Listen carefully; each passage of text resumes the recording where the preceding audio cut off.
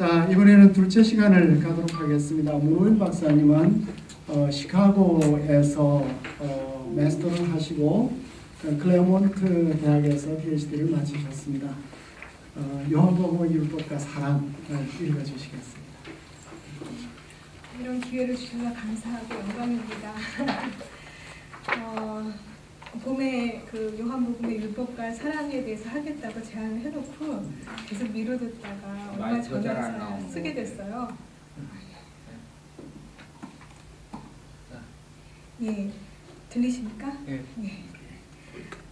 읽겠습니다. 요한복음은 이성이나 이성적 원리, 원칙, 법칙, 말 등을 가리키는 로고스로 시작하여 사랑하는 사람들을 위하여 목숨을 초계와 같이 버린 예수 그리스도의 맹목적인 사랑으로 깊어지다가 마침내 죽음을 이기고 부활한 예수가 생사를 초월하는 사랑으로 친구들을 초대하는 장면에서 끝이 난다.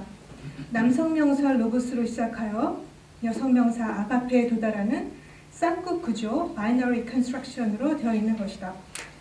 독자는 이성으로 출발하여 빛과 어둠의 팽팽한 긴장 속에 빠져들어 생사의 현격한 진폭 사이를 오가다가 마침내 서로 사랑하라는 새 계명에 다다른다.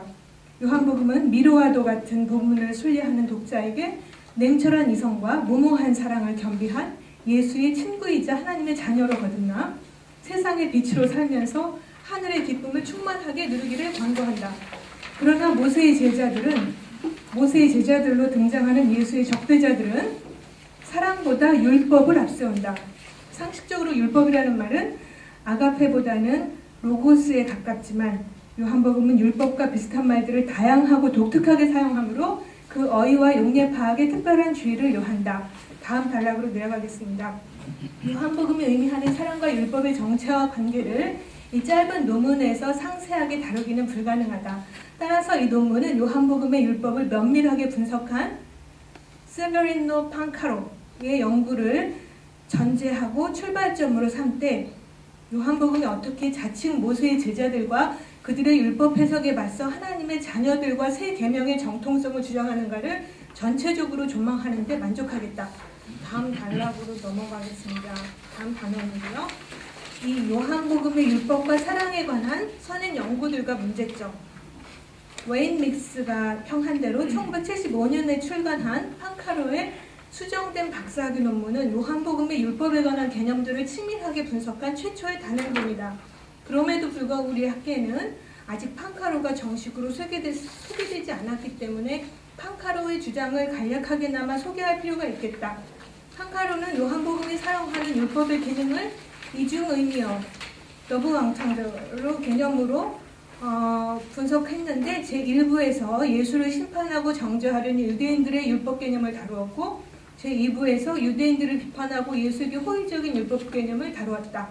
제3부에서는 앞에 두 가지 서로 다른 율법 개념이 어떻게 빌라도 법정에서 동일한 결과, 곧 예수는 율법에 따라 죽어야 한다는 결과를 낳았는가를 규명했다.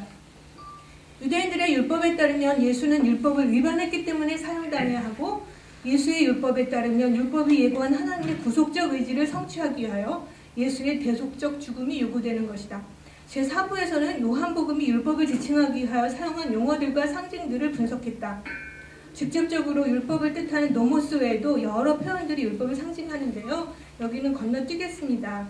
그래서 밑에서 6번째 줄 판카로는 이 본문을 모세와 예수 사이의 반제, 율법과 은혜 사이의 반제로 해석하면서 그 역사적 배경을 마르틴의 사회학적 가설로 설명한다. 즉 모세로 말미암아 주신 율법은 유대인들의 입장을 대변하고 예수 그리스도로 말미암아 온 은혜와 진리는 유대인들의 회당에서 파문당한 요한 공동체의 입장을 대변한다는 것이다. 한편 판카르는 모세의 율법, 토라야말로 모세 시대부터 보존된 유대인에게 고유한 종교 국가적 유업으로서 얌리아 회의를 통하여 그 정통성과 규범성을 인정받아 획일적인 모놀리틱 정통 유대교 오소독스 주다이즘 내지는 규범적 유대교 노멀티브 주다이즘이 되었다고 주장했습니다. 이에 믹스는 정당하게 반론을 제기하면서 얌리아 회의를 통하여 유대교가 획일화되었다는 판카로의 주장은 랍비 정승사 분야의 권위자인 제이콥 뉴스너나 유대 신비주의를 연구한 게르솜 숄렘의 견해와는 전혀 다르며 탄나의 문헌의 다양성도 설명하지 못할 뿐더러 판카로가 설정한 요한복음의 역사적 정황조차 의심스럽게 한다고 비판했습니다.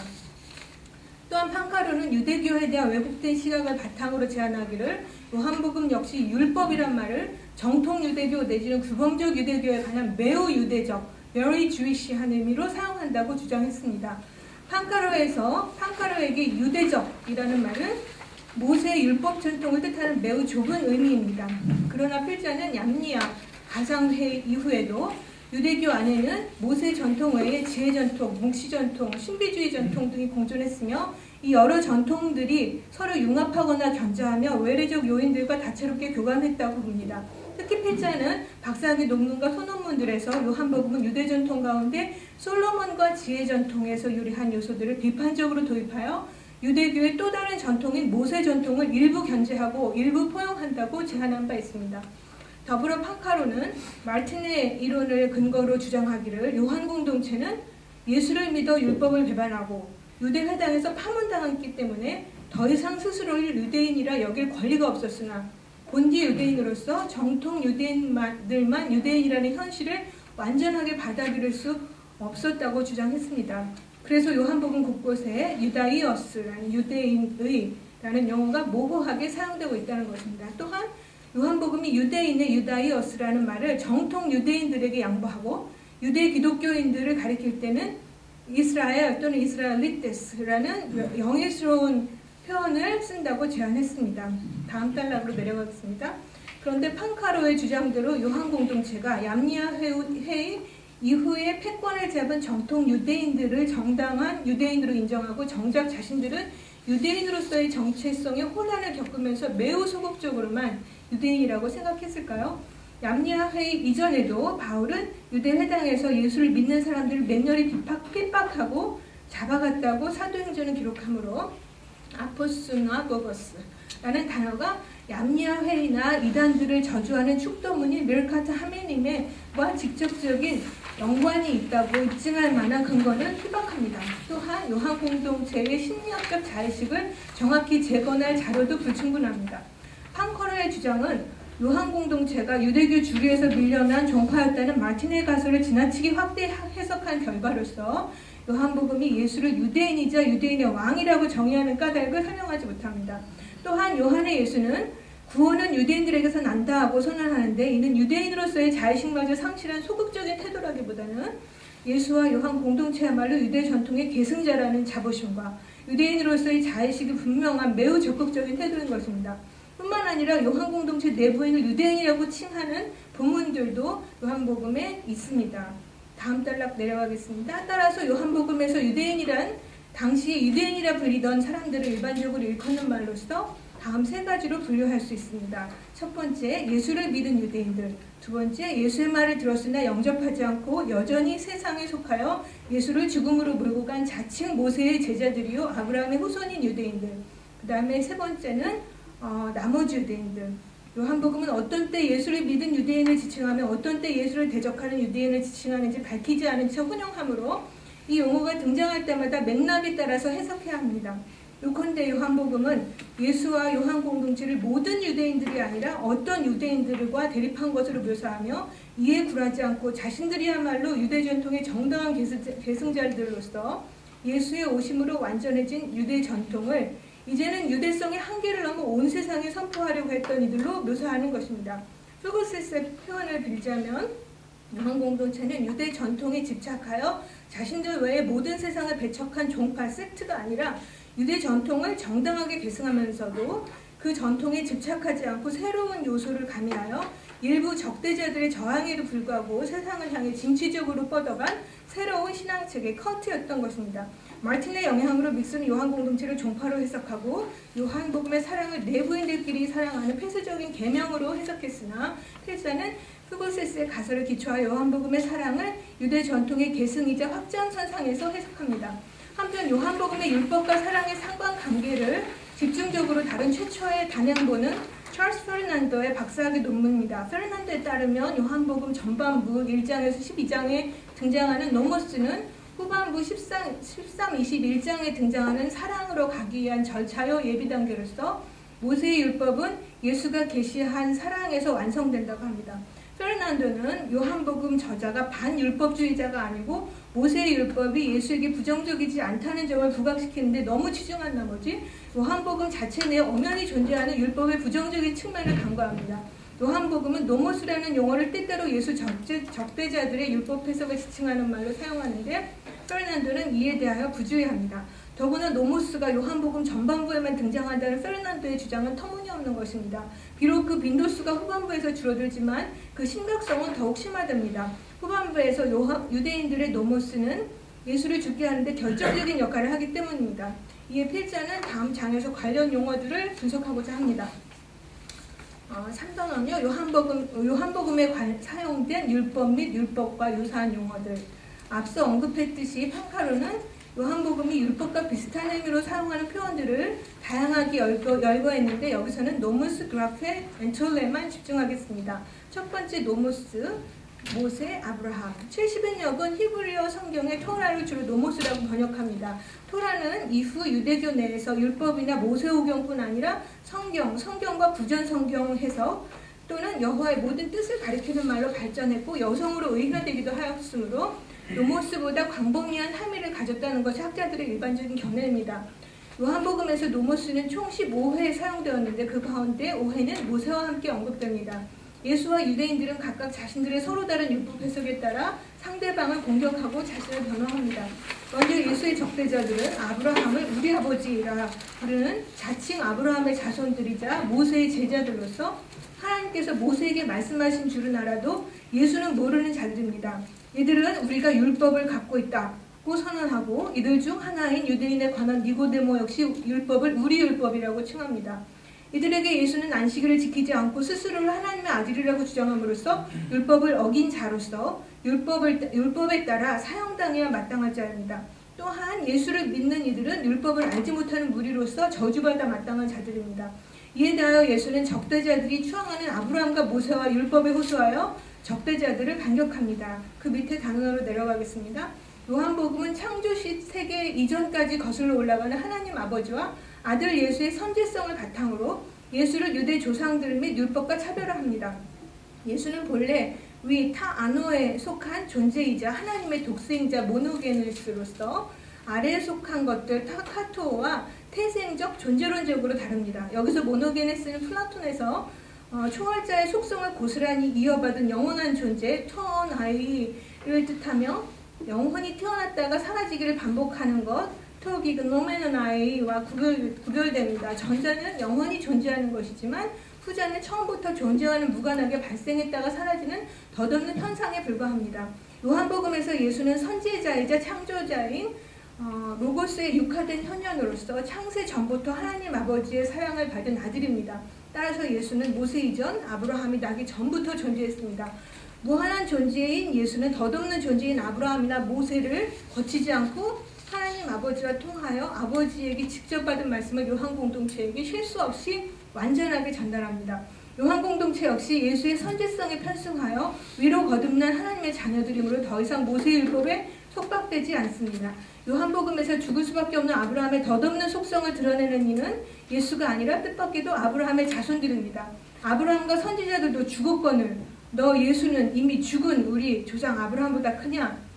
적대자들은 아브라함이 죽었다고 두 번이나 반복하여 강조함으로써 독자들에게 죽을 수밖에 없는 아브라함의 한계뿐 아니라 자신들의 한계, 곧 죽은 자의 자손이라는 덧없는 자신들의 속성을 분명하게 전달합니다. 이런 의미에서 예수와 요한 공동체에게 아브라함은 우리가 아닌 너희 조상입니다. 율법은 우리 율법이 아니라 모세가 너희에게 준 율법이고 모세의 율법이며 너희 율법입니다. 그들의 율법이고요. 광야에서 모세를 통해 받은 떡은 모세가 아니라 하나님 아버지가 주신 것이라고 주장함으로써 예수는 적대자들과 모세의 권위를 해체하고 하나님의 권위에 직접 호소합니다. 그 글자 성경의 그라페에 대해서 하겠는데요.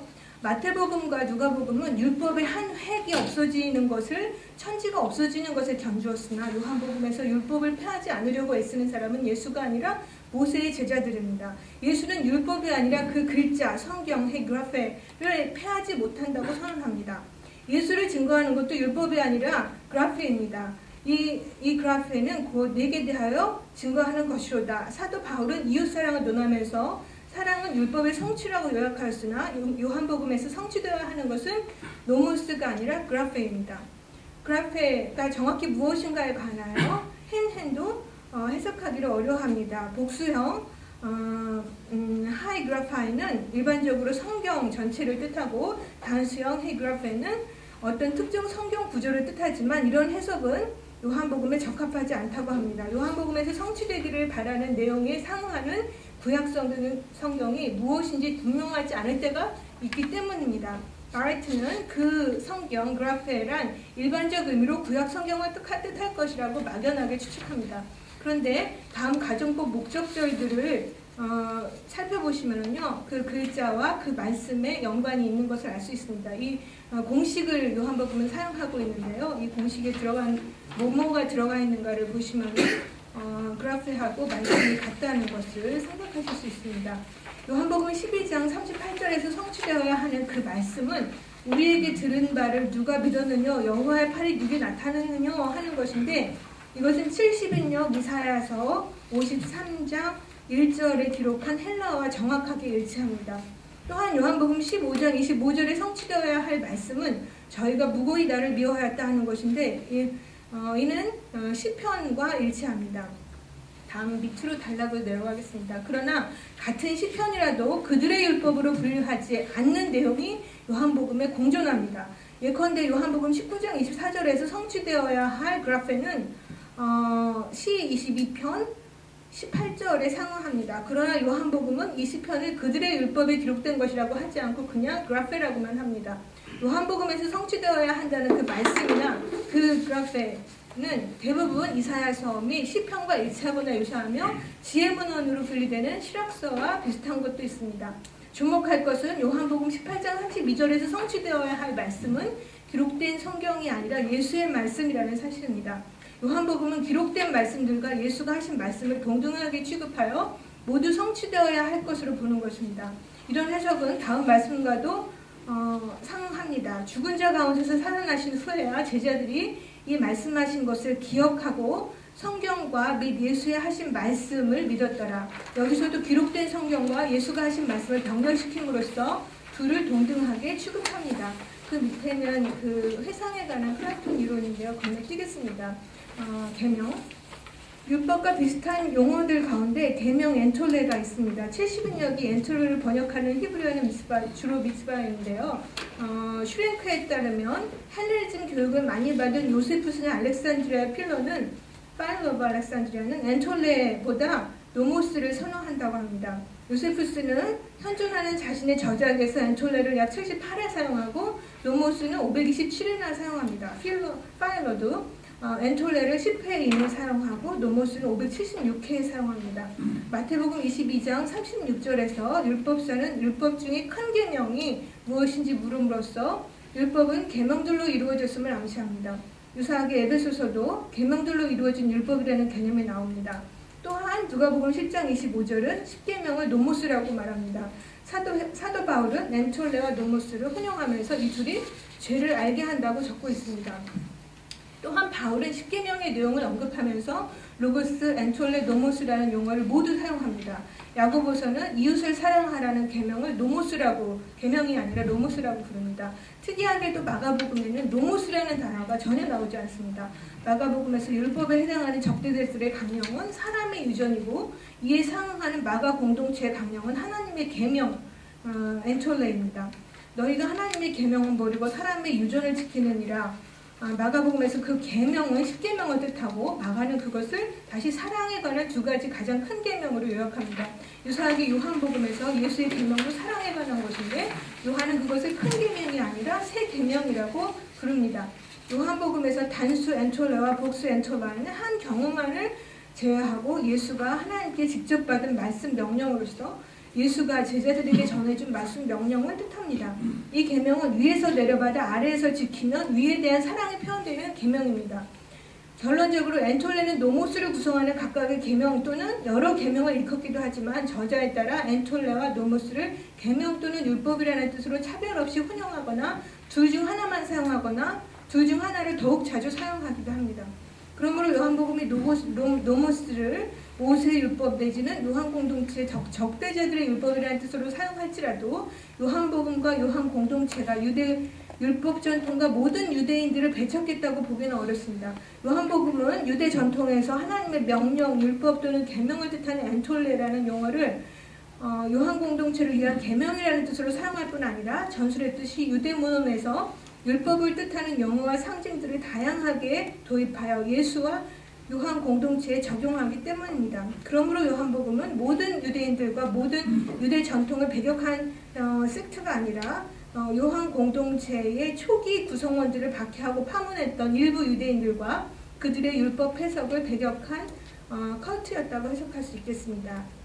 4단원입니다. 요한복음의 사랑.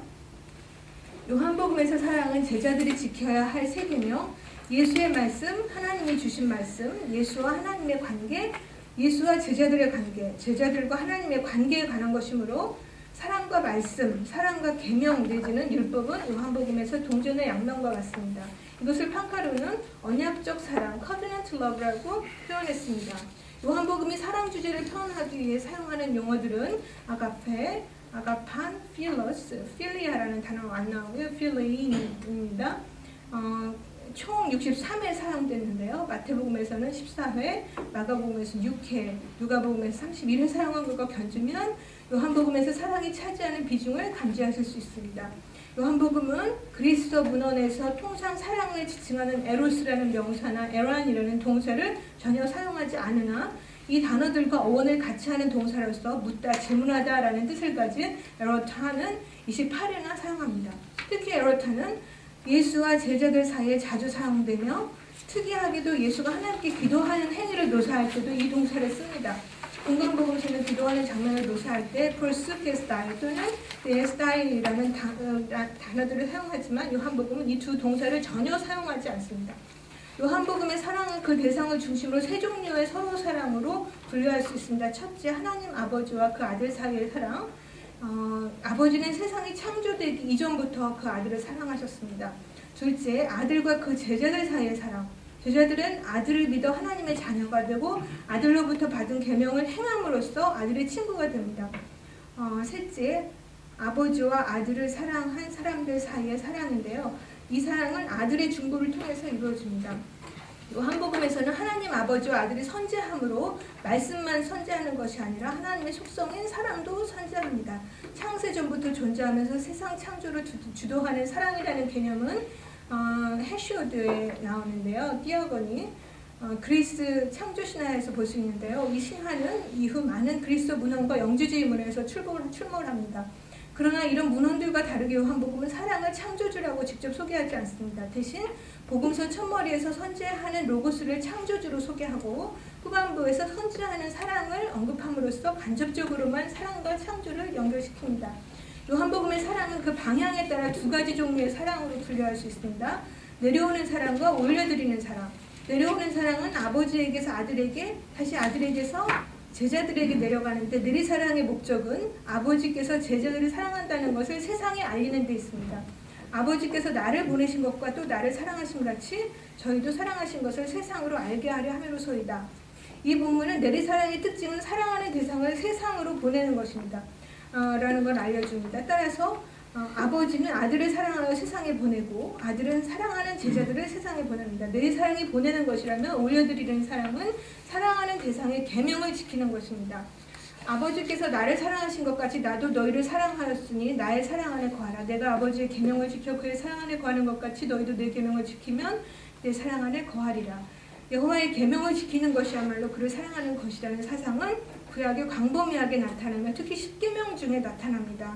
나를 사랑하고 내 계명을 지키는 자에게는 천대까지 은혜를 베푸느니라. 한편 예수의 계명은 단수 엔톨레와 복수 엔톨라이로 표현되며 세 계명은 다음과 같이 묘사됩니다. 건너뛰겠습니다.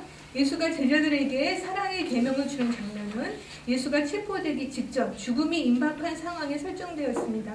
예수는 너희가 서로 사랑하라 하고 4번이나 거듭 당부합니다. 서로 사랑하기는 무엇인가? 요한의 예수는 제자들을 끝까지 사랑함으로 사랑하기에 전형을 보입니다. 그 첫 단계는 서로 발을 씻어주는 것인데 예수가 스승으로서 제자의 발을 씻긴 것과 같아야 합니다. 둘째 단계는 예수 안에 거하여 열매를 많이 맺고 항상 열매를 맺어야 합니다. 이로써 하나님은 영광을 받으십니다. 열매를 많이 맺는 비결은 미리 예고된 대로 하늘의 미랄처럼 기꺼이 땅에 떨어지는 것이며 그래야 많은 열매를 맺을 수 있습니다. 이것은 다시 친구를 위하여 영혼을 내려놓는 사랑으로 표현되며 요한복음은 이런 사랑을 더 이상 클 수 없는 지고한 사랑 메기스테 아가페라고 정의합니다. 최상급 사랑까지 제자들에게 모두 완전하게 계시한 뒤에야 비로소 예수는 제자들의 신분을 종에서 친구로 격상시킵니다. 이제부터는 너희를 종이라 하지 아니하리니 종은 주인이 하는 것을 알지 못하니라. 너희를 친구라 하였노니 내가 내 아버지께 들은 것을 다 너희에게 알게 하였습니다. 이 분석은 요한복음의 사랑의 원천이 하나님의 내리사랑이고 그 배경에 세상을 구원하려는 하나님의 의지와 세상과 사람들에 대한 하나님의 지극한 사랑이 자리하고 있음을 시사합니다. 하나님이 세상을 이처럼 사랑하사 건너뛰겠습니다. 내가 온 것은 세상을 구원하려 함이로다. 아들이 오기 전에는 세상의 어둠이 짙게 깔려서 심지어 그 백성조차 자신들의 창조주를 알아볼 수 없었으나 아들이 온 결과 이 세상에 아들의 영광을 보고 고백하는 이들이 생겨납니다. 우리가 그 영광을 보니 아버지의 독생자의 영광이요 은혜와 진리가 충만하더라. 이로 인하여 다시 아버지와 아들의 이름이 알려지게 되고 아버지와 아들과 자녀들이 영광을 받게 됩니다. 그 다음에는 이거는 조지 브룩이라는 학자가 십계명이 요한복음 안에 7장에서 10장 사이에 나타난다고 제안했는데요. 저는 7장하고 10장 사이에만 십계명이 나타나는 것이 아니라 요한복음 전반에 걸쳐서 십계명이 전제되고 있고 그것을 전제하고서 이야기가 진행되고 있다는 걸 주장하고 있습니다. 공간복음 십계명의 일부를 한꺼번에 직접 언급하면서 그것을 사랑으로 요약합니다. 그렇다면 요한복음의 사랑도 십계명과 연관이 있을까? 이에 답하기 전에 먼저 공간복음과 예수전승이 어떻게 십계명을 사랑 주제와 연관시키는지를 살펴보겠습니다. 예수전승은 하나님과 안식일에 관한 계명보다 인간에 관한 계명을 강조합니다. 이런 경향은 십계명 가운데 인간에 관한 6개의 계명들만 영생의 방편으로 첨가하는 다음 본문들에서도 드러납니다. 표 1을 살펴보시고요. 넘어가겠습니다. 위 본문들에 이어지는 이야기에서 예수에게 왔던 사람은 계명들을 모두 지켰다고 대답하고 무엇이 더 부족한지 되묻습니다. 그러나 예수가 모든 소유를 팔아 가난한 자들에게 주라고 하자 그 사람은 재물이 많음으로 근심하며 떠납니다. 이 사화는 계명을 외적 행위로 지키기보다 그 안에 깃든 정신을 살려 이웃에게 실천하기를 촉구한 예수 전승을 시사합니다. 이런 내적 요청은 다음 본문들에서 사랑 주제로 구체화됩니다. 여기에서는 십계명 전체를 하나님 사랑과 이웃 사랑으로 요약하는 본문들입니다. 표 2를 건너뛰겠습니다. 이 본문들은 십계명을 2가지 사랑으로 요약하는데 그것은 하나님 사랑과 이웃 사랑이다. 사도 바울도 십계명을 사랑으로 해석하지만 공간복음과 달리 한 가지 사랑으로 요약합니다. 이것도 건너뛰겠습니다. 그래서 이웃을 사랑하면 하나님을 사랑하게 된다는 그런 내용입니다. 바울은 이웃 사랑을 모든 율법의 성취로 보고 한 말씀이라 요약했고 야고보서도 이웃 사랑을 왕 같은 율법이라고 칭했습니다. 또한 표 2에서와 같이 마태복음과 마가복음도 모든 계명을 2 종류의 사랑으로 해석하고 그것을 첫째 계명, 큰 계명, 가장 큰 계명 등으로 특별하게 불렀습니다. 따라서 십계명의 일부 또는 전부를 열거하거나 전제한 다음에 그것을 한두 가지 사랑 주제를 요약하여 그것에 특별한 명칭을 부여하는 것은 예수 전통의 일부였던 것 같습니다. 유사하게 파일로 오브 알렉산드리아도 무수한 가르침과 이론들 가운데 2개의 우두머리는 경건과 거룩의 법칙에 따라 하나님께 행하는 것과 인류애와 의의 법칙에 따라 인간에게 행하는 것이라고 요약합니다. 그러나 파일로의 십계명 해석은 신약 성경에 비하여 사랑 주제가 거의 없거나 약화되어 있고 주로 율법이 강조되고 있습니다. 그렇다면 요한복음의 세 계명도 10계명을 사랑 주제로 요약하고 그것에 특별한 명칭을 부여한 것이라고 이해할 수 있을까? 10계명 주제는 요한복음 전체 산지에 있습니다. 조지 브룩은 요한복음 7, 10장에 10계명 전체가 내장되어 있음을 발견하였습니다. 먼저 수전절 맥락에서는 하나님에 관한 1, 3계명이 각각 순서대로 나타나고요. 또한 나머지 계명들도 장막절 맥락에서 나타난다고 보았습니다. 그러나 요한복음에서 10계명 주제는 브룩이 발견한 것보다 더 광범위하게 나타난다는 게 저의 의견입니다. 예컨대 앞서 논했듯이 요한복음이 선호하는 용어들 가운데 헤그라페라는 말이 있는데요. 이 말은 70인역 모세오경에서 오로지 2번만 등장합니다. 2번 모두 하나님이 직접 돌판에 새겨 모세에게 건네주신 그 글자, 그 10계명을 의미합니다. 읽어보시기 바라고요. 하나님이 쓰신 글자인 10계명의 70인역은 호이 데칼로고이 또는 타 데카레마타라고 하는데요. 요한복음은 단수명사 로고스와 복수 로고이, 동사 레기인과 랄레인, 그리고 단수명사 레마와 복수 레마타 등을 모두 자주 사용하며 주로 하나님의 말씀 또는 예수님의 말씀을 묘사할 때 사용합니다. 뿐만 아니라 요한복음에서 예수님은 그 말씀, 로고스의 화신입니다. 이런 관점에서 10계명에서 유래한 파편들이 요한복음 전체의 산지에 있다고 해도 과언이 아닙니다.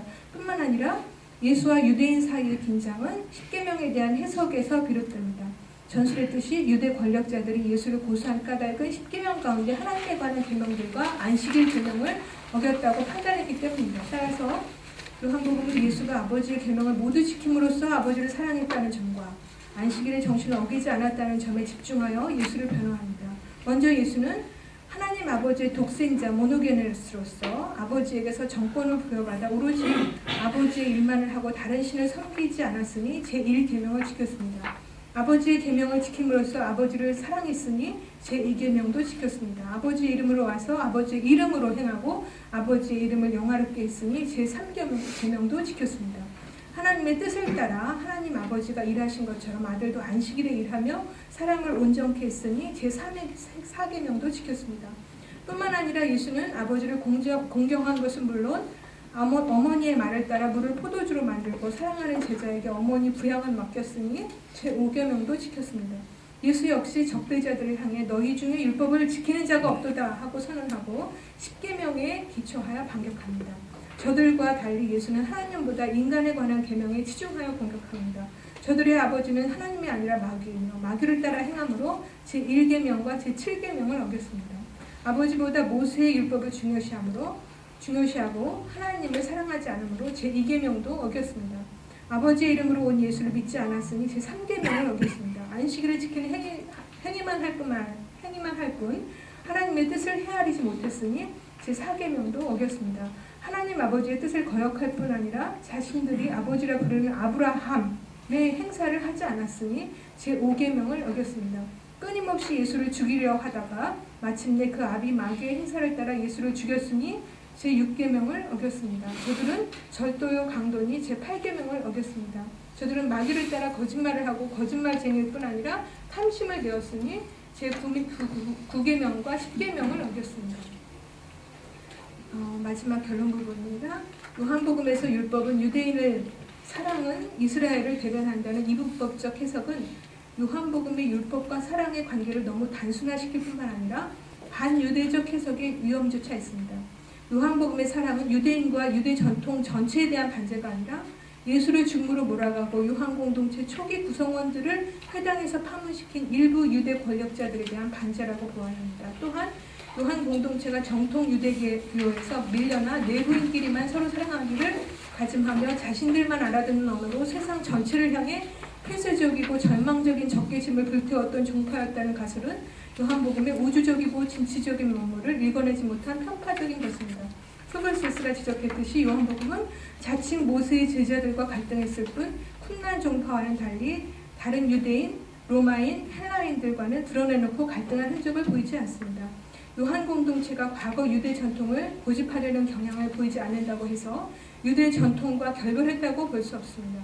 모세의 율법과 10계명에 대한 무자비하고 문자적인 해석에 맞서 요한의 예수는 유대 전통의 다른 지혜 전통에서 하나님의 자비를 끌어와 같은 십계명을 달리 해석했다고 보아야 합니다. 요한복음은 같은 성경이라도 어떤 것은 저들의 율법으로 어떤 것은 말씀으로 분류했는데 성경에 적혀있는 율법과 글자 자체를 너희 것과 우리 것으로 나눈 것이 아니라 그 율법에 대한 서로 다른 두 해석의 차별을 둔 것으로 보입니다. 사람을 해치는 율법은 저들의 율법, 사람을 살리는 해석은 예수의 말씀인 것입니다. 저들의 율법보다 우선하는 예수 말씀의 권위를 요한복음은 창세 전으로 거슬러 올라가 만물을 창조한 원리요 주체인 말씀에 호소합니다.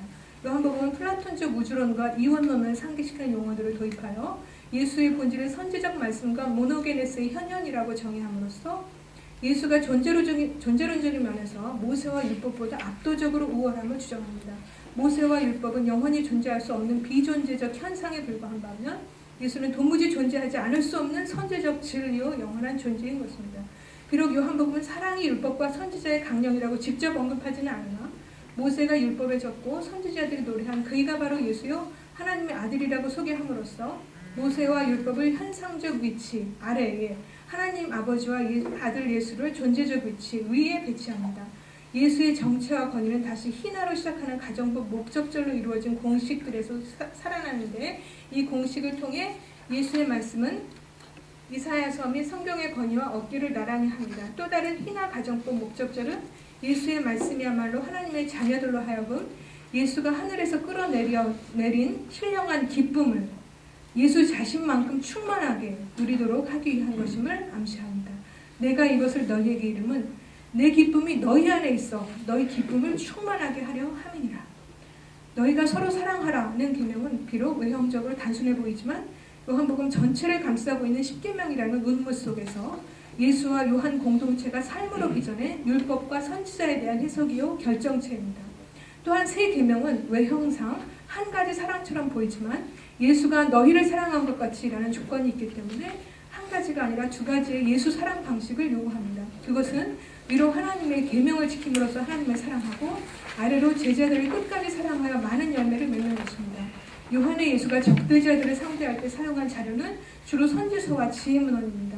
지혜 전통은 모세 전통과 더불어 유대 전통의 두 기둥이었습니다. 따라서 요한 공동체는 유대교 전체와 결별한 것이 아니라 모세 전통에 맞서 유대의 지혜 전통으로 모세의 율법을 새롭게 해석함으로써 유대 전통의 진정한 계승자이자 참 이스라엘로서 자신들의 정체성을 변호한 것으로 보입니다. 이상입니다. 고맙습니다.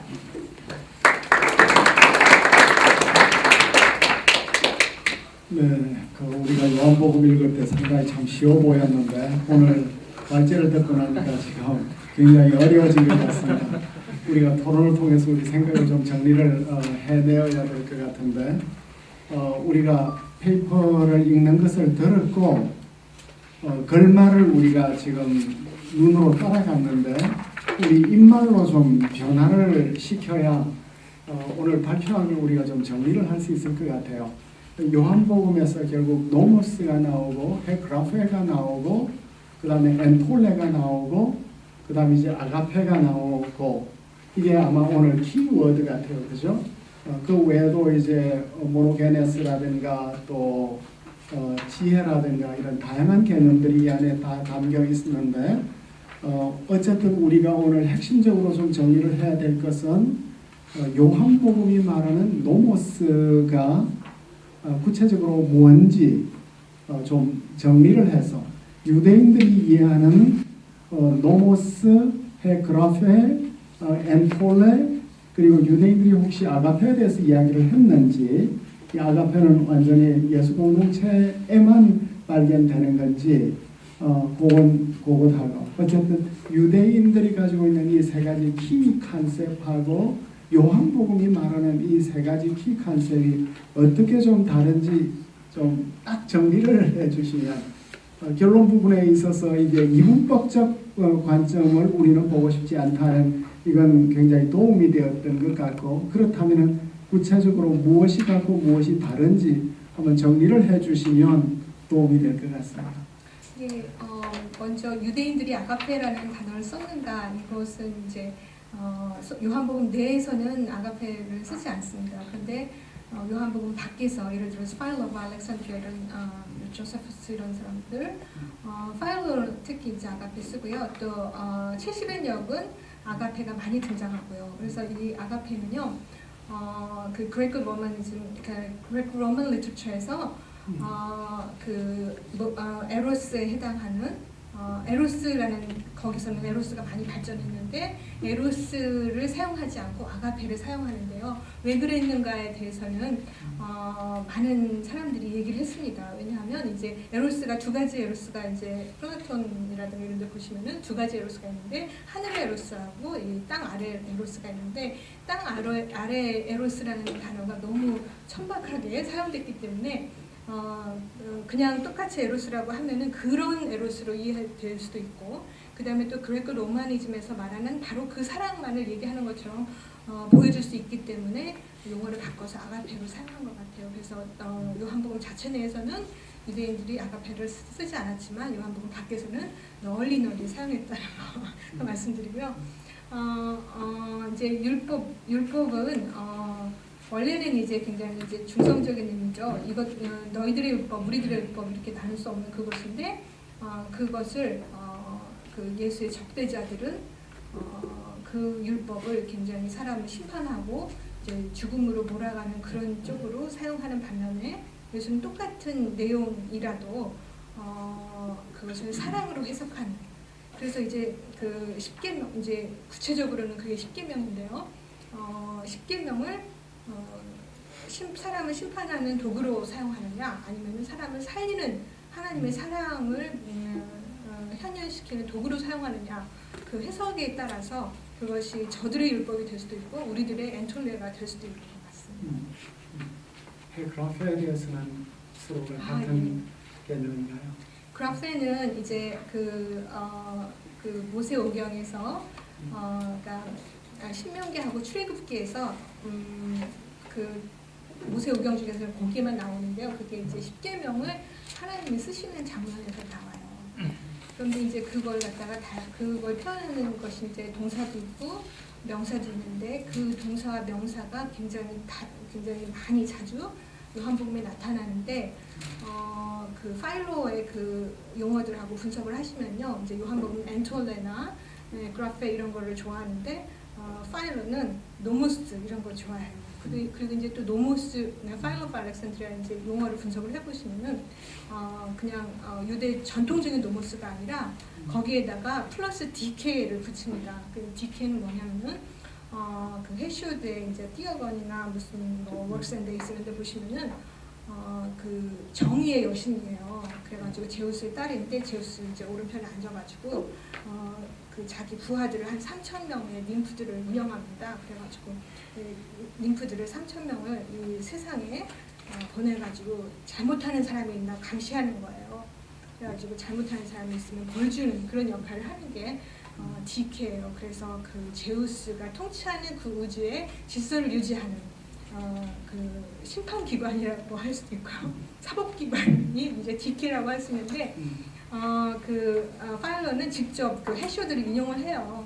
그리고 해쇼들의 이름도 이제 얘기를 하면서 노모스 카이 디케, 그냥 노모스만 나오는 경우도 있지만 노모스 카이 디케, 또 디케도 따로 나올 때도 있지만 그 카이 디케 이렇게 해서 같이 쓰는 경우가 있어요. 그래서 벌써 파일러는 그레이크 로마니즘의 그런 심판 그 시스템을 유대에 벌써 적용했다는 걸 알 수가 있습니다.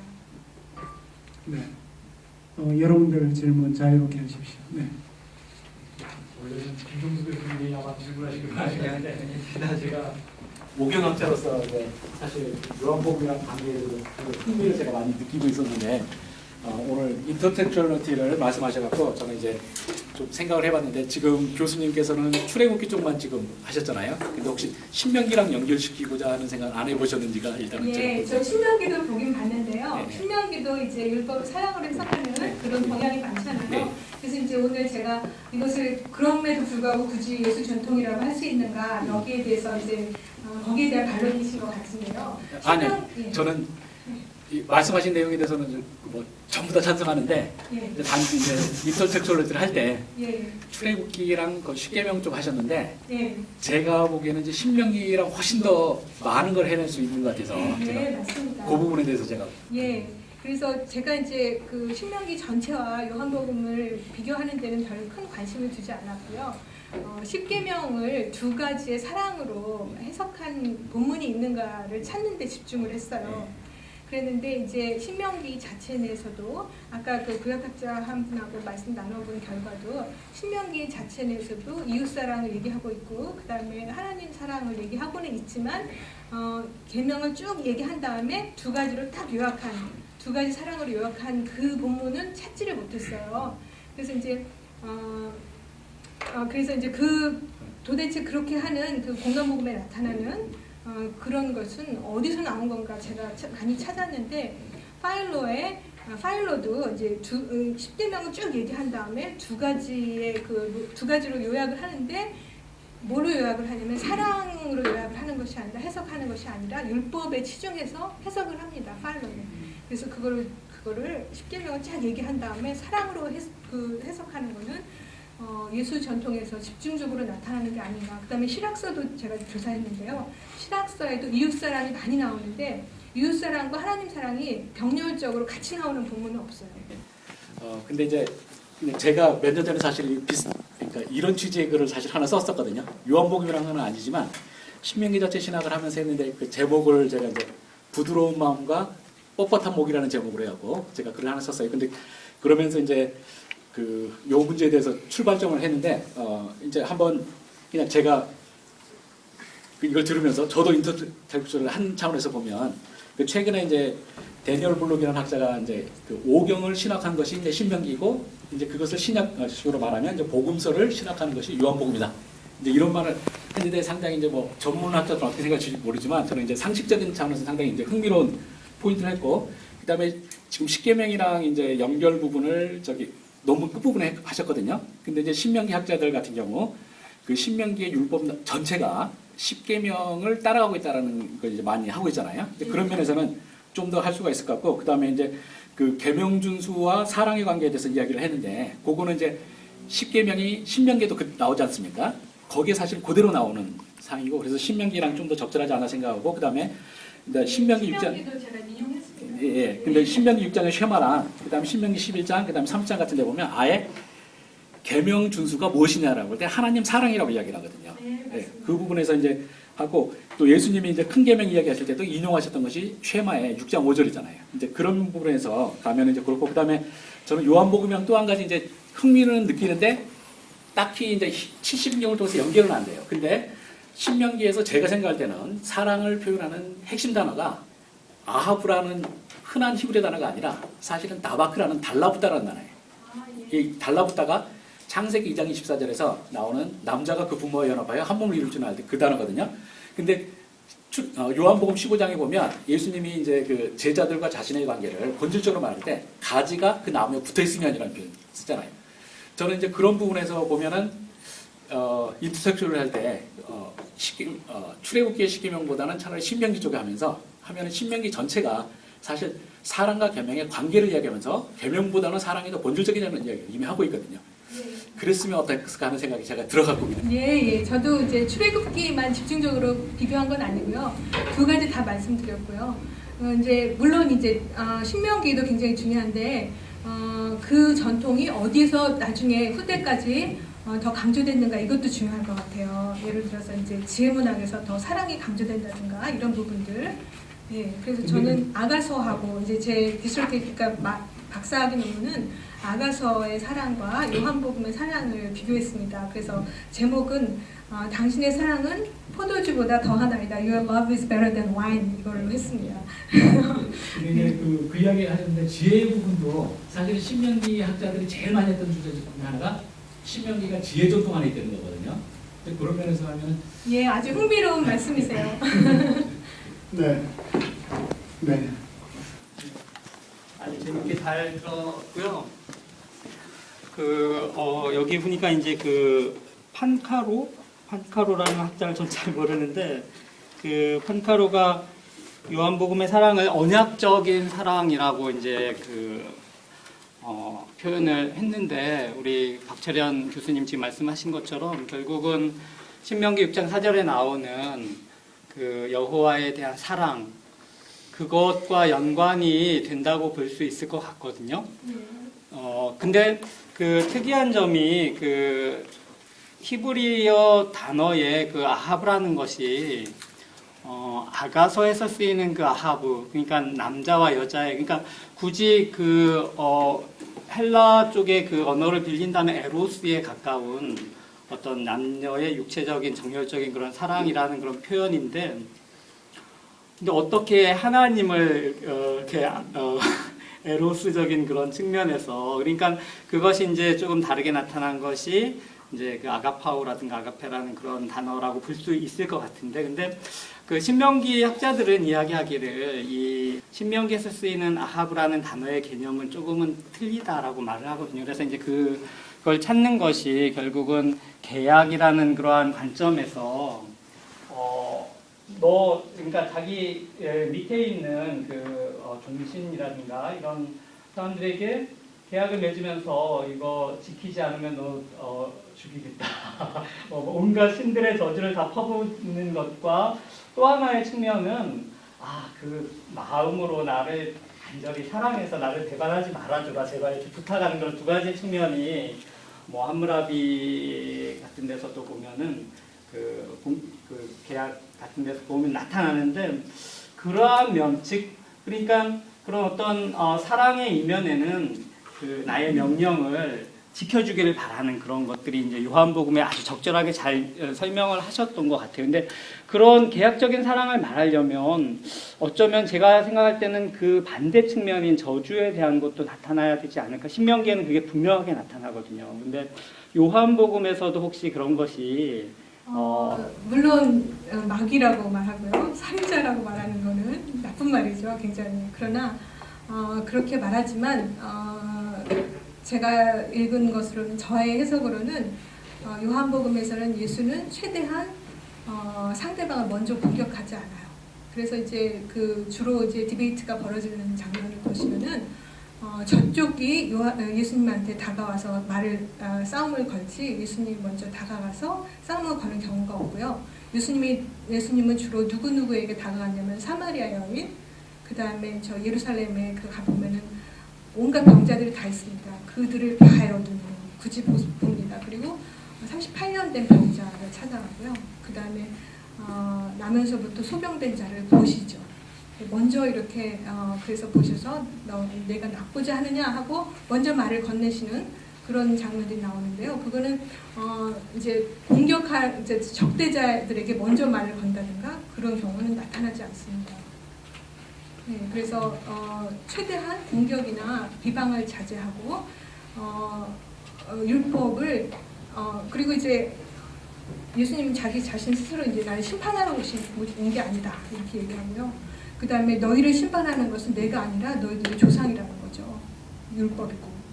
그래서 본인이 직접 심판하는 건 최대한 꺼립니다. 그리고 이제 아까 아가서 말씀하셨는데 저는 이제 아가서하고 요한복음의 사랑을 비교했는데 거기 이제 데이비드 사실은 이제 그 사랑한다는 뜻이에요, 이름도. 그래서 다윗의 아들. 그 다음에 솔로몬이 여디디아라는 이름이 있잖아요. 그것도 이제 사랑받는 자, 여호와의 사랑받는 자. 유일하게 여호와에게 직접 하나님께서 여호와가 그 이름을 하사하시면서 너는 내 사랑하는 아들이다 이렇게 인간 개인에게 얘기하는 경우는 그 경우가 유일한데요. 저는 이제 그 박사기 논문은 그 솔로몬 전통하고 그 예수님의 그 사랑, 그 다음에 이게 이제 솔로몬 전통에서는 그 사랑이 사실은 하나님과 이스라엘 왕에 대한 사랑, 왕과의 사랑, 그 다음에 이스라엘 왕과 백성과의 사랑, 이런 그 사실 어떤 계약적인 사랑이다. 근데 그거를 이제 신랑과 신부 메타포로 이제 뭐 벌써 이제 아가서에도 충분히 나타나고 시편, 이사야서 이런데 예레미야서 이런데 신랑과 신부 메타포가 나오는데 요한복음에서 맨 처음 표적이 그 혼인잔치에서 벌어지고 있다. 그래서 신랑과 신부 메타포가 나오면서 세례 요한은 친구고 네, 제가 한 가지 그 요한복음의 이분법적인 빛과 어둠이니 뭐 사망과 생명, 그다음에 요한복음 8장에 너희는 너희 아비 마귀에게서 났고, 그다음에 요한일서에 보면 또 이 죄가 마귀로부터 왔다. 그래서 지금 한국의 유광수 다락방 쪽에서 이런 주장을 함으로 말미암아, 그런데 그런 사람을 지금 이 한기총에서 받아주고 돈 받아먹고 받아주고 그런 거를 하는데, 지금 이 학자들이 참 해야 할 일이 많은 것 같습니다. 이런 문제를 어떻게 보고 있어요? 그러니까 이제 글쎄요. 이건 이제 뭐 페르시아의 뭐 조로아스터교에서 유래했다든가 뭐 이런 이야기들이 있습니다. 그 마귀에 관한 이론들은. 근데 이제 그것은 물론 예수님이라든가 그다음에 요한복음을 쓴 저자라든가 이런 사람들이 의도적으로 넣었을 수도 있지만 또 그 당시의 분위기가 그랬기 때문에 그걸 언급하지 않을 수 없었다든가 이런 면도 있을 것 같아요. 그래서 이제 마귀에게 났다 하는 그거와 이제 너희들은 이제 마귀의 자손이니까 그 지옥에 가서 너는 니들 고생해봐라 이런 의미가 아니라 땅에 속했다는 의미고요. 죽을 수밖에 없다는 그런 의미로 쓰였어요. 그래서 그거는 아까 말씀드렸듯이 그것을 이제 그 사람들 직접 내가 이제 너는 마귀니까 나는 너랑 싸운다, 그 너희를 공격한다 이런 의미가 아니라 너희들이 나를 믿지 않으면 이 땅에 속한 사람이 되고 영생을 할 수 없고 죽을 수밖에 없고 그 존재론적인 그 뭐라 그럴까요, 이 올라감 이게 불가능하다, 이런 의미에서 그런 마귀들을 언급하고 그런 것 같아요. 저의 독법은 그렇습니다. 네, 또 다른 네. 저기 오개헌 개론 책에 보면은 그 출애굽기 들어가게 되면 항상 그 10계명 다루는데, 거기 보면은 10계명은 다 맞는데 1계명부터 개수는 10개 맞지만 각 이제 유대교랑 기독교나 또 무슨 쿰란이나 제가 읽은 바로는 이제 각각 그 어디가 1계명이고 2계명에서 조금 위치가 서로 달라지거든요. 네, 맞습니다. 그래서 아마 기독교적인 그걸 이렇게 여기서 이제 1부터 10까지 이렇게 하신 것 같은데, 다른 뭐 기독교인이시니까 그렇게 하신 거겠지만 그래서 예, 그 맞습니다. 부분을 예, 다룰 때는 레이기도 있는데 레이기의 10계명은 사뭇 다릅니다. 네, 그래서 그 부분을 그렇더라고요. 할 때 조금 모르겠어요. 그다음에 박사님 또 논문에 어떻게 예. 언급하셨겠지만 실학서에도 예, 19장에 10계명이 언급되는데 우리가 알고 있는 10계명하고는 순서도 다르고 해석도 많이 다릅니다. 근데 특히 저는 실학서에 영향이 있을 가능성이 있다고 보는데요. 그거는 사랑이 굉장히 많이 강조됩니다. 특히 이웃을 내 몸과 같이 사랑하라 이 말이 거기도 들어가요. 그 반유대적인 엔타이 주이시 엘리먼트가 많이 요한복음에 많이 나타나는데, 그런 것은 어떻게 해석할까요?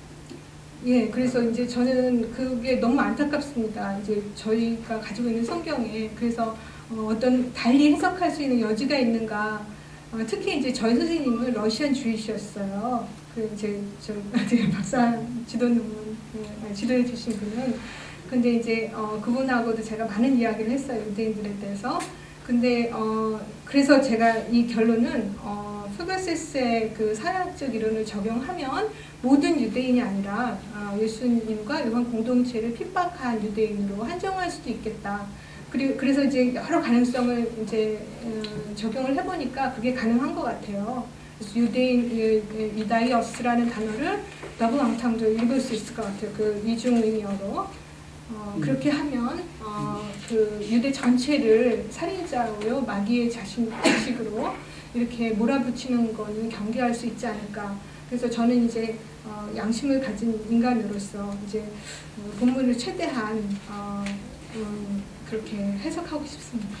네, 오늘 이 텍스트 안에서 유대인들에 대한 이런 표현을 할 때 그냥 유대인이라고 하지 않고 어떤 유대인들 뭐 이런 표현을 해서 상당히 인상적이었고, 네, 그 어떤 유대인으로 번역을 하면 그 엔티세미티즘에 대한 이런 뉘앙스를 굉장히 피할 수 있을 것 같고, 몇 년 전에 나왔던 그 ABS에서 나온 그 새 성경에서는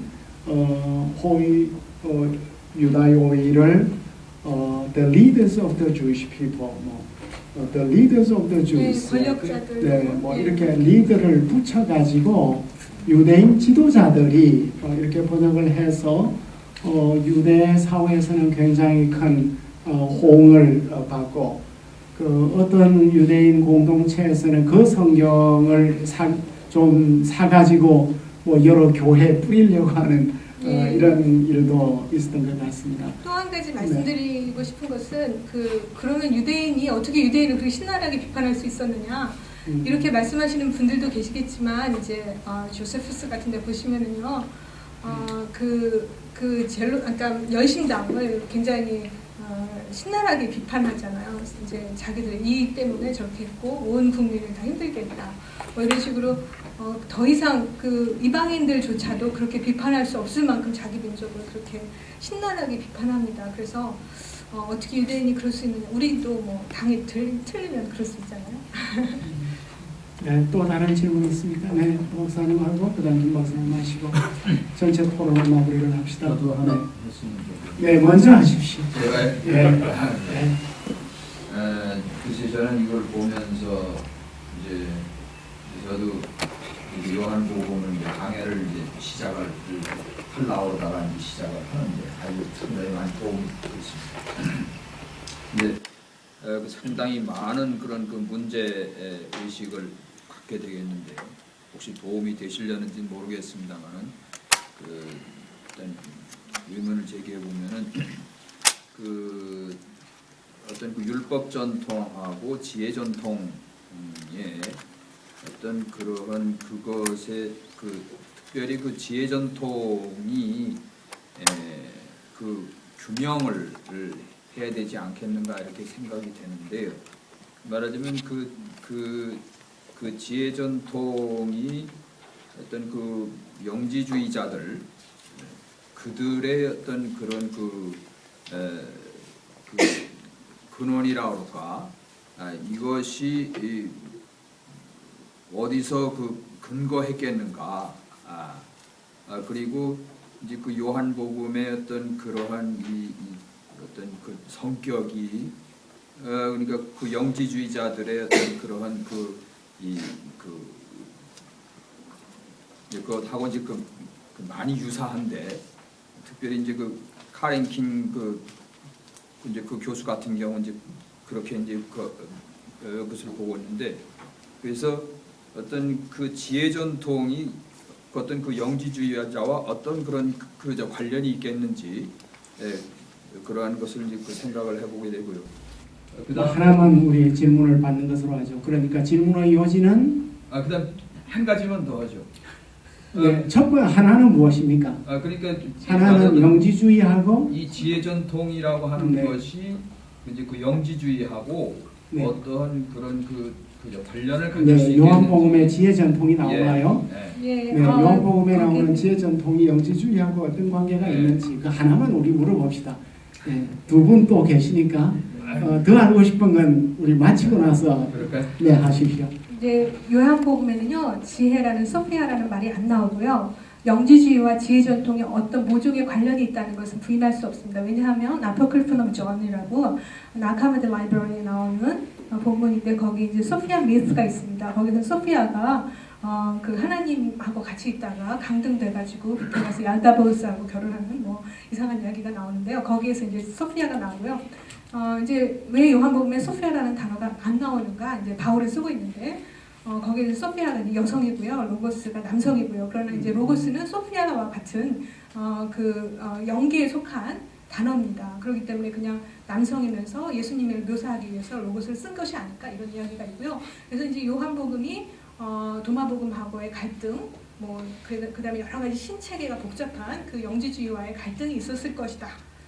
이런 이야기는 설이고요. 그리고 이제 영지주의는 제가 이제 분석한 바로는 나스티시즘, 그노시스라고 이제 라틴에서는 크노소스 전통을 크노소스를 그노시스라고 써요. 근데 이제 이게 그리스에서는 그노시스가 지식인데요. 라틴어로 하면은 크노소스 그 크레테에 있는 크노소스 궁전이 있었지 않습니까? 그 그노시스라고 해서 그 전통이 있는데 그 크노소스 그 크레탄 미스를 이제 분석을 해보시면 영지주의 그런 신화와 서로 겹치는 부분이 되게 많습니다. 그래서 그 어떤 그 주변에 그런 전통들이 화려하게 있지 않았겠는가. 네, 그 정도로 우리가 이해를 하겠습니다. 오 박사님 하시고 그다음 김 박사님 마지막 마무리를 해주십시오. 제가 오랫동안 그 의사에서만 들여다보니까 이제 신약하고 그 요한복음에 대해서 굉장히 생소한데요. 이건 사실 요쪽 그 논문에서 원래 추구했던 그런 핵심적인 부분은 아닐 것 같은데, 그 질문의 요지는 여기에 그 요한복음에서 이야기하고는 율법과 사랑이 그 구원론적인 관점에서는 어떻게 이해를 해야 되느냐 하는 것인데요. 그거를 그 제기하게 된 이유가 보면은 아까 그 인용한 본문 중에서 예수님께서 말씀하신 것들 중에 그 영생을 위한 계명들을 이야기를 할 때 어떻게 하면 구원을 얻겠습니까? 라고 질문했을 때 여러 계명들을 이야기를 했잖아요. 근데 예수님은 그 계명들을 얘기를 했는데 그거를 우리가 이제 얼핏 이해할 때는 그러면 계명들을 지켜서 그 구원을 얻는다라고 예수님이 말씀하시는 거냐? 이것이 이제 바울이 이야기하는 그런 관점, 구원론적인 관점하고는 어떻게 조화를 시켜야 되는지, 그래서 그 예수님의 그 말씀과 그리고 그 오늘 그 박사님께서 말씀하신 요 주제가 구원론적인 관점에서 어떻게 관련이 되고 이해되는지 한번 좀 말씀해 주시면. 예, 본문에서도 벌써 언급을 하긴 했는데요. 율법을 지키는 게 영생하고 관련이 있으나 율법을 어떻게 이해하고 어떻게 지키느냐, 이거가 또 영생하고 관련이 있는 거예요. 그래서 이제 그 뒤에 나오면 소유를 다 팔아서 가난한 자에게 주라. 이게 예수님이 이해하는 6가지 계명을 지키는 방식이죠. 그런데 이제 예수님께 왔었던 사람은 자기가 그냥 그 문자대로 이렇게 지키는 것이. 그래서 이제 사도 바울도 그걸 이제 그라마 의문으로 쓴 것 이렇게 표현하잖아요. 그래서 이제 율법의 그 정신을 그 정신에 깃든 하나님의 사랑을 이해하는 것과 그 다음에 율법을 육체적으로 행동으로 지키는 것과를 구별하는데요. 그런 차이 같습니다. 답이 됐는지 모르겠지만. 네, 네, 서로 각자 편하게 이해하도록 하겠습니다. 예, 제가 요새는 그동안 몇 년 동안 다른 것에 사랑에 좀 빠져가지고요. 방언이나 예언이나 뭐 그쪽으로 갔다가 이제 오랜만에 제가 요한복음을 듣고 다시 여기 사랑에 빠질 수 있지 않을까. 예, 그런 걸 좀 상기시켜줘서 고맙습니다. 저는 대부분 그냥 여기에 있는 논지에 거의 다 아멘이 되더라고요. 그러니까 사실 이제 요한복음에서 율법이라든지 계명이라든지 성경이라든지 이런 걸 긍정적으로 이제 해석하는 걸 봐서 유대교 자체에 대해서 그러니까 저자가 어떤 깎아내리려고 했던 게 아니고 어떤 구체적인 일어난 이제 갈등에 대해서 이제 한 것인데, 여기 본다면은 이런 게 유대교를 좀 그 당시 유대교를 일종의 갱신하려고 하는 어떤, 이렇게 보면 이제 예수가 선지자요, 개혁적인 선지자, 그런 정도로 이제 볼 수 있을 것 같아요. 요것만 본다면. 근데 이제 요한복음의 전체 내러티브에서 5장부터 12장까지 중요한 것 중에 하나가 사실 기독론적인 예수가 이제 신이라고 하는 거, 하나님과의 관계, 이 문제 때문에 굉장히 틀어진 거란 말이죠. 어떻게 본다고 한다면. 그 문제에 대해서는 어떻게 좀 생각하시는지. 예, 그러니까 이제 그 기독론적인 것 때문에 이제 그 십계명을 어겼다는 거죠. 예. 하나님과 자기를 동등되게 여겼다는 거. 글쎄 어떻게 대답해야 될지 모르겠네요. 네, 그래서 이제 제 생각, 제가 읽다가 느낀 거는요. 예수님이 정말 가진 게 없으셨다는 걸 느꼈어요. 그래서 오죽 증명할 사람이 없으면 성령에 호소하고 하나님 아버지께 호소하고 그라페에 호소했는가. 그 그라페라는 것은요, 진짜 쓰여진 성경이기도 하지만 하나님이 쓸 때 그때의 마음이기도 하거든요. 그래서 오죽하면 그 마음에 호소를 했겠는가. 예, 그리고 이제 그 요한복음을 보면은 내 몸을 그러니까 내 살을 먹고 할 때 우적우적 씹어 먹고 이런 의미예요. 그러니까 이제 그 가난한 사람들에 대해서 자기 자신을 음식으로 그냥 던지는. 그러니까 얼마나 가진 게 없으셨길래 이렇게. 저는 그래서 그 공동체에서 그 유대 회당에서 쫓겨난 공동체. 사실 이제 그 당시 신라 시대 초기잖아요. 그때 공동체에서 쫓겨났다는 건 엄청난, 아주 정말 사느냐 죽느냐의 문제인데, 예를 들어서 나면서부터 소경이었던 자가 유대 그 공동체에 있을 때보다 오히려 눈을 뜨고 예수님을 따라다닐 때 더 고생했을 것 같아요. 그럼에도 불구하고 결단하고 이 세상의 그 부조리에 야합하지 않고 하늘을 향해서 예수를 과감히 쫓아갔다는 거. 그래서 아무튼 참 가진 게 없으셨던 분이다. 네, 한 가지만 인카네이션 시오리는 유대주의에 없는 것인데 분명히 이게 인도에 전에 그 BBC 기자들이 몇십 년 동안에 걸쳐서 인도에 가서 취재해서 발표한 건데 그럼 인도 전승이라고 보는가요? 인도 정신이요? 인도 전승. 인카네이션 시오리가 유대주의는 없잖아요.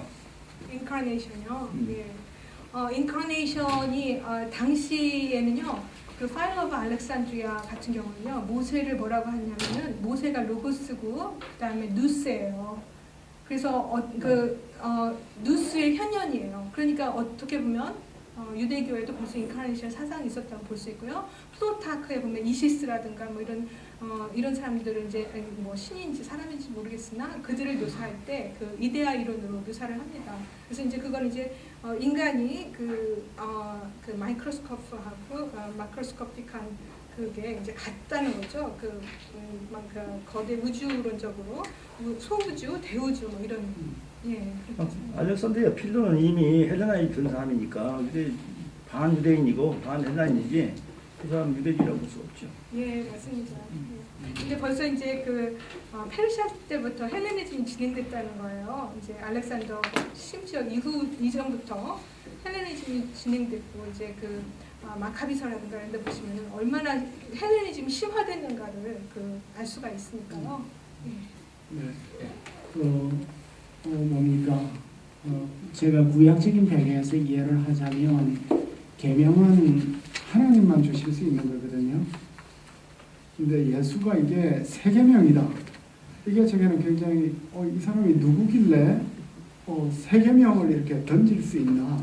네, 이런 게 제게는 좀 새롭게 느껴진 것 같고 그리고 이제 요한복음에 나온 이 초기 기독교를 섹트가 아니라 컬트다 이렇게 표현을 했는데 컬트라는 것이 적절한 표현이 될는지 요즘 우리가 일반적으로 이해하는 컬트는 섹트보다 요즘 더 나쁜 것 같은 우리 시대 같은 그 컬트 의미가 굉장히 부정적이 되어서 이 저자가 컬트라고 할 때 이거 의미가 뭔지 좀 저는 이제 되어야 될 것 같은 전적으로 코레 지그버트 푸고세스라는 사람의 이론을 따른 거고요. 그 사람의 용어를 그냥 그대로 사용한 겁니다. 그래서 뜻이 어떤 커트는 그러니까 그 사람의 정의는 뭐냐면 섹트는 뭐냐면요. 쿰란 공동체가 섹트인데 뭐냐면은 자기네가 진짜 정통파예요. 그래서 자기네들은 유대의 그 전통을 집착해서 그것을 보존하고 그것을 살아있는 현현이에요. 그 유대 그 전통에. 그래서 그 과거를 막 집착해서 살아내는. 그래서 우리가 진짜고 니네는 가짜다 이런 게 이제 섹트고요. 푸고세스 이 사람은 이제 노르웨이 사람이에요. 근데 이 사람 구세군 운동하면서 소셜 워크를 하고 했던 사람인데. 나중에는 파일 오브 알렉산드리아 컨코던스 만드는 일도 참여하고 했던 상당히 괜찮은 그런 분이세요. 근데 그분에 따르면 컬트는 뭐냐면은 그 전통에 대한 정통을 계승한다는 개념은 가지고 있지만 이제 섹트는 아까 제가 설명을 덜 한 건 뭐냐면은 온 세상과 이제 그 결별하는 거예요. 자기들만 세퍼레이트 해가지고 자기들만 이렇게 구별을 해갖고 우리가 진짜고 니네는 다 잘못됐어 이런 거고요. 그 다음에 이제 컬트는 뭐냐면은 그 전통을 정통적으로 계승하지만 거기에다가 시대적인 새로운 요소들을 그러니까 적용을 해서 그 응용해서 창조적으로 뭔가 그 진짜 자기들이 참이라고 생각하는 그것을 향해서 미래지향적으로 가는 것 이렇게 그분은 해석을 했습니다. 그래서 예를 들어서 로마라든가 다른 유대인들하고는 이제 서로 갈등이 없었잖아요. 그렇기 때문에 섹트로 보는 것보다는 커트로 보는 게 낫다. 예. 그러니까 일종의 이제 종교적인 텀이 아니라 사약적인 텀이다. 그렇죠. 맞습니다. 예, 네, 오늘 상당히 많이 배운 것 같습니다. 요한복음만 들을 줄 알았는데 파일로도 듣고 요세푸스도 듣고 그런데 그 파일로 이런 게 다 요즘은 텍스트가 디지털라이즈가 되었나요? 맞습니다. 그 요세푸스도- 바로 워슨 9에 다 있습니다. 아, 파일로 텍스트가 전부 다 있어요. 오늘 또 생소를 배웠습니다. 모두 감사합니다. 이로써 오늘 2012년 가을 학술 세미나를 마치고 내년 3월에 새로운 학술 세미나를 시작하도록 하겠습니다. 여러분들 모두 감사합니다. 편안히 가십시오.